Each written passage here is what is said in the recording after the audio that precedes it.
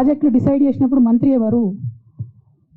అన్ని మీటింగ్లు technical issues చూసుకోవాల్సింది ఎవరు? ఇవన్నీ రేవంత్ రెడ్డి గారు మాట్లాడారు. నేను మొత్తం అసెంబ్లీ స్పీచ్ చూడరు మీరు, ఇలా మ్యాచ్ ఫిక్సింగ్ అనేది మీకు తెలిసిపోతుంది.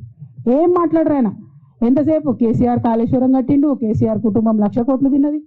అరే 2007 నుంచి ఇప్పటివరకు కాళేశ్వరం 1,00,000 కోట్లు కూడా ఖర్చు కాలేదు. 1,00,000 కోట్లు ఖర్చు కాని ప్రాజెక్టులో 40 లక్షల ఎకరాలకు నీళ్ళియంగా కూడా 1,00,000 కోట్ల అవినీతి అయింది అంటారు రేవంత్ రెడ్డి గారు. దాన్ని మళ్ళీ ఓన్లీ కేసీఆర్ గారి గురించి చెప్తారు, హరీష్ రావు గారి గురించి మాట్లాడరు. ఎందుకంటే ఇంటర్నల్ అండర్స్టాండింగ్ ఉంది వీళ్ళిద్దరికి. నేను రామన్నను ఒకటే రిక్వెస్ట్ చేస్తున్నా, అన్న ఇవాళ మీతో బాగున్నట్టు వాళ్ళు నటించవచ్చు, హరీష్ అన్న కావచ్చు, సంతన్న కావచ్చు, కానీ వాళ్ళు మన మంచి కోరుకునే వాళ్ళు కాదు. వాళ్ళు తెలంగాణ ప్రజల మంచి కోరుకునే వాళ్ళు కాదు. వాళ్ళు కేసీఆర్ గారి మంచి కోరుకునే వాళ్ళు కాదు. వాళ్ళను మీరు దూరం పెట్టి రాజకీయంగా తెలంగాణ రాష్ట్ర సమితిలో ఇప్పుడు బీఆర్ఎస్లో పనిచేస్తున్నటువంటి హార్డ్ కోర్ కార్యకర్తలను దగ్గరికి తీసుకొని ప్రజా ఉద్యమాలు తీసుకొని ప్రజల దగ్గరికి పోతేనే మన పార్టీ బతుకుంటుంది, నాన్న పేరు బాగుంటుంది. ఇవాళ నాన్నకు సిబిఐ అనేటటువంటిది వచ్చిందంటే అది కేవలం హరీష్ రావు గారు, సంతోష్ రావు గారి అవినీతి వల్లనే వచ్చిందని మళ్ళొకసారి నేను ఘంటాపదంగా చెప్తున్నాను. ఇంకా గమ్మత్ ఏంటంటే ఇదే హరీష్ రావు గారు వాళ్ళ ఫాలోవర్స్ అంతా నిన్నటి నుంచి చెప్తున్నారు, హరీష్ అన్న చాలా కష్టపడ్డాడు, డే 1 నుంచి ఉన్నాడు అని. డే 1 నుంచి లేడండి. చాలా మంది రిపోర్టర్లకు తెలుసు, సీనియర్ రిపోర్టర్లకు డే 1 నుంచి లేదు.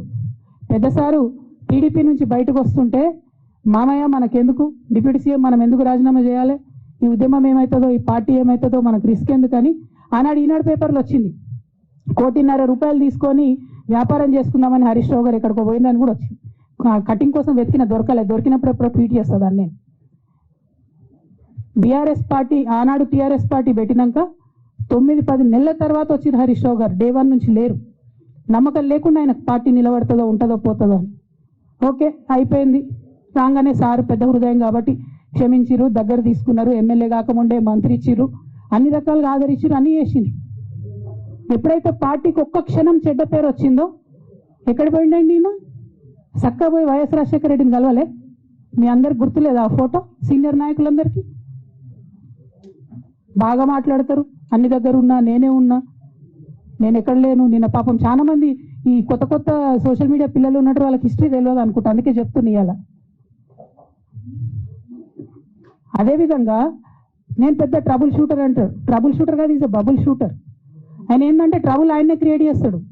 ఏదైనా మొదటి ముద్ద పాలమూరు బిడ్డలకు పెట్టాల్సిన బాధ్యత నా మీద ఉన్నది. ఎవరు ఏమనుకున్నా అన్ని పాలమూరు జిల్లాకే తీసుకెళ్తున్నాడని మా మంత్రివర్గంలో మిగతా మంత్రులు అనుకున్నా పర్వాలేదు, ఖచ్చితంగా మన జిల్లాకే తెచ్చుకుంటాం. ఇవాళ మనం ఉన్నాం కాబట్టే 2 మంత్రులు, చైర్మన్లు ఇవాళ స్పోర్ట్స్కి కానీ ఇతర వాటికి మన జిల్లా నుంచి పొలిటికల్ రిప్రజెంటేషన్ దక్కింది. అందుకే మిత్రులారా, ఈ మంచి అవకాశాన్ని సద్వినియోగం చేసుకుందాం. ఇప్పుడు రాజకీయాల కోసమో ఇతర కారణాల చేత అభివృద్ధిని అడ్డుకుంటే మనకు మనమే మరణ శాసనం రాసుకున్న వాళ్ళం అయితము. రాజకీయాలు వస్తూ ఉంటాయి, పోతూ ఉంటాయి, చూస్తూనే ఉండరు కదా.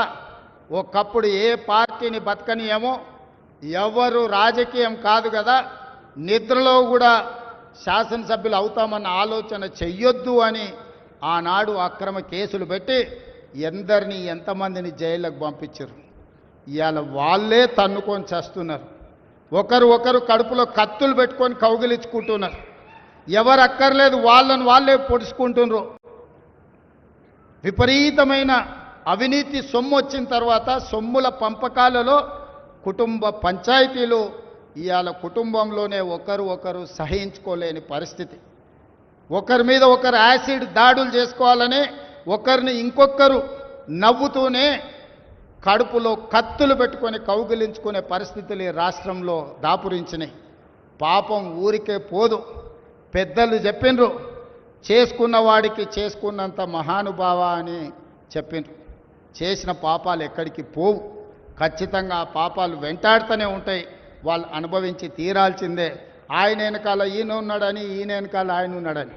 నేను ఒక మాట చెప్పదలుచుకున్నాను, అంత చెత్తగాళ్ళ వెనకాల నేనెందుకు ఉంటానయా? నేను నాయకుడిని ఉంటే ముందుంటా, మా వాళ్ళకు తోడుకుంటా. వాళ్ళ కుటుంబాలు వాళ్ళు కత్తులతో పొడుచుకొని హరీష్ రావు, సంతోష్ రావు వెనకాల రేవంత్ రెడ్డి ఉన్నాడు అని ఒకరంటే, లేదు కల్వకుంట్ల కవిత గారు వెనకాల రేవంత్ రెడ్డి ఉన్నాడని. మీరంతా దిక్కుమాలని తెలంగాణ ప్రజలు బండకేసి కొడితే మీ వెనకాల ఎవడన్నా బుద్ధునోడు ఉంటాడా? అన్నం తినవాడు ఎవడన్నా మీతోని ఉంటాడా? నేను ఉండేది పాలమూరు జిల్లా 4 కోట్ల తెలంగాణ ప్రజల వెనుక ఉంటా, తోడుంటా, వాళ్ళ కోసం పని చేస్తా. నాకంత సమయం లేదు ఇంత పనికిమాలతోని కలిసి, లేకపోతే మీకు మీరే పంపకాలలో వచ్చిన పంచాయతీలు మీరే పొడుచుకుంటారు. మేము చూస్తే చాలు. జరుగుతున్న పరిణామాలు అందరికీ తెలుసు. దయచేసి మీ వివాదంలోకి మీ కుటుంబ పంచాయతీలనో మీ కుల పంచాయతీలనో మమ్మల్ని లాగకండి. మాకెలాంటి ఆసక్తి లేదు. మిమ్మల్ని ఎప్పుడో ప్రజలు తిరస్కరించిండ్రు. మీరు కాలం చెల్లిన 1000 రూపాయల నోటు లాంటోళ్ళు. కాలగర్భంలో కలిసిపోతుంది ఆ పార్టీ.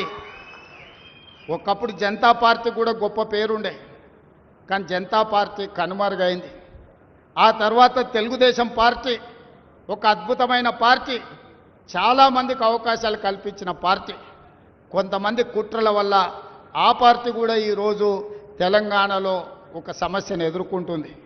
మరి ఇన్ని దుర్మార్గాలు చేసిన మీరు మాత్రం ఎట్లా మనుగడ సాధిస్తారు? ప్రకృతి అనేది ఉంటుంది, ఆ ప్రకృతి శిక్షిస్తుంది. అందులో మనకి ఎవరికి ఏమాత్రం ప్రమేయం లేదు. రాజకీయాల వైపు చూడకండి మిత్రులారా. పాలమూరు జిల్లాను అభివృద్ధి చేసుకుందాం. ఇరిగేషన్ అండ్ ఎడ్యుకేషనే my first priority. Irrigation and education వస్తే ఆటోమేటిక్గా ఎంప్లాయ్మెంట్ వస్తుంది. ఎంప్లాయ్మెంట్ వస్తే మనమే ఆదర్శంగా నిలబడతామని తెలియజేస్తూ మీ అందరి దగ్గర సెలవు తీసుకుంటున్న ధన్యవాదాలు మిత్రులారా.